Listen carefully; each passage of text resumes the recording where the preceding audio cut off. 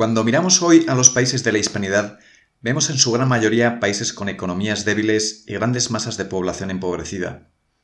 Con contadas excepciones, la renta per cápita de los países de la Hispanidad no supera los $10.000 anuales y varios países no superan los $5.000. Es decir, que la riqueza de la gran mayoría de los ciudadanos de la Hispanidad no llega a ser la sexta parte de los $65.000 de PIB per cápita que disfruta un estadounidense. Esta realidad dramática lleva a pensar a la gran mayoría de nuestros conciudadanos que esta diferencia, esta situación de pobreza relativa, siempre ha sido así. La ponzoña de la leyenda negra ha extendido además ideas venenosas sobre lo que sería una incapacidad casi consustancial del catolicismo para crear sociedades que generan riqueza respecto a las sociedades de mayoría protestante. Por supuesto, la Hispanidad, como primer defensor geopolítico del catolicismo en la historia, se tenía que llevar el mayor golpe, tenía que recibir el mayor ataque, y de ahí que se haya extendido en la actualidad, gracias a los más media anglosajones, desde los documentales de la BBC a las series de Netflix, la idea subconsciente de que las sociedades de la Hispanidad no son capaces de crear riqueza. Mostraremos ahora que esto es una absoluta mentira, una mentira malintencionada, como no, de la factoría anglosajona, y sobre todo es una solemne y dañina estupidez que le demos alguna credibilidad.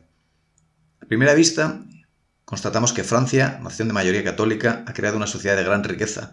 Baviera es el Länder católico por excelencia en Alemania y es el segundo de mayor renta per cápita.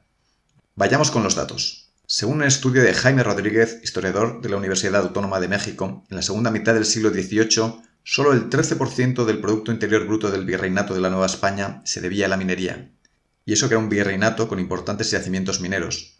El 25% del PIB se debía a la industria y el 62% a la agricultura y ganadería. Es decir, casi 9/10 partes de la riqueza que se generaba en el virreinato de la Nueva España se debía a la agricultura, ganadería e industria. Estos datos rompen el mito negro legendario de la existencia de una situación de explotación colonial, de un imperio obsesionado con la extracción de oro y plata. Al contrario, hablan de un cuerpo social cohesionado, con una economía equilibrada, con un balance entre producción agrícola, ganadera y minera. La consecuencia de esta ordenación económica era una situación de clara prosperidad para los habitantes de la Hispanidad y de gran prosperidad relativa.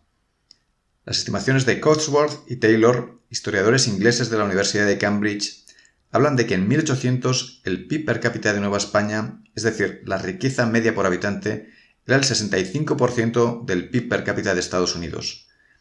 Recordemos que por entonces Estados Unidos llevaba ya 20 años independiente, desarrollando su propia industria y que probablemente era una de las naciones más ricas del orbe.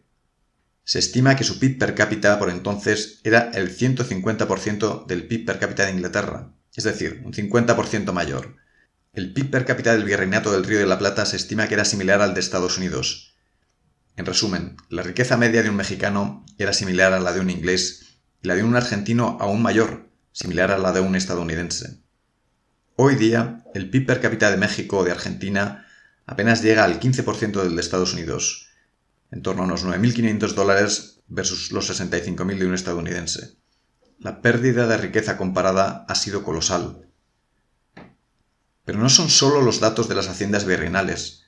Los datos de que los consumos de carne y trigo por habitante hablan de paridad con las ciudades más ricas de Europa, o los relatos de los viajeros, como Humboldt, hablan de abundancia, bienestar, salarios de los mineros 7 veces mayores que los europeos, etc. Habría muchísimo a hablar sobre los aspectos económicos y la realidad distaba de ser perfecta. Desigualdades, excesivo paternalismo hacia los indígenas, lentitud en las reformas, etc.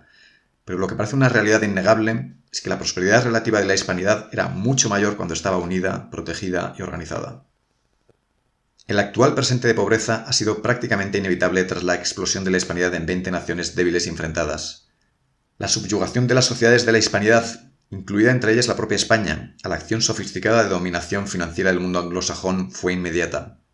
Robo del oro de los tesoros de las haciendas virreinales, desaparición de la unidad monetaria y sustitución por nuevas divisas sin respaldo y debilísimas, firma de tratados comerciales desiguales, librecambismo forzado que impidió el mantenimiento de la industria, asfixia por deuda externa, apropiación de recursos naturales en especial mineros, y más adelante acatamiento sumiso de las desventajas del señoreaje de la libra y el dólar como monedas de referencia mundial.